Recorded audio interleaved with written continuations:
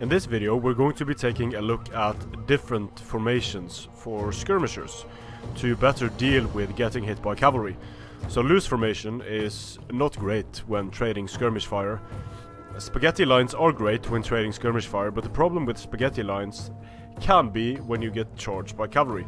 So let's see which of these formations are able to hold up the best to an attack by Germanic horsemen. Now, I assume that, well, the special thing about the Frankish skirmishers as well, I might mention that, is that the Frankish skirmishers have a 30 bonus against large on both their javelins and their melee weapons. So they could potentially take down a few Germanic horsemen on the way in, and indeed they do. They managed to kill almost 10 Germanic horse. Now let's see here what happens, how many men they lose on the charge. Over here, the Frankish skirmishers, Germanic horse lose quite a few men on the charge. These Frankish skirmishers holding.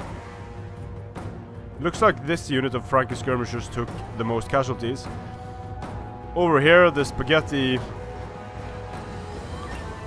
Germanic archers. Looks like they're going to take about 30 casualties on the charge.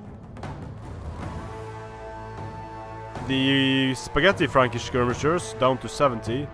Over here 85, so it looks like the loose formation does better. And let's have a closer look at why it might be that the loose formation does better. Now the thing is, when you have skirmishers in loose formation and cavalry charges into the unit, fewer cavalry units are going to be inflicting impact damage and are going to be hitting fewer.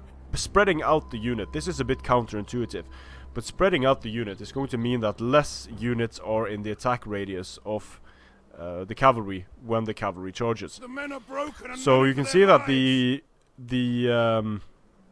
Frankish skirmishers that were in loose formation are doing a much better job than the Frankish skirmishers that were in a spaghetti line. Now the difference isn't massive, but it's noticeable, and you can see quite often you can see, and this is the last unit to break. It breaks with the army wavering basically and breaking, but you can see that in a lot of battles you can see that you see enemy cavalry units charging in, and especially if the unit charges in on the flanks into a skirmish unit that is in loose formation, that it just takes forever to kill the skirmish unit. And this is why the game doesn't handle charging into loose formations very well.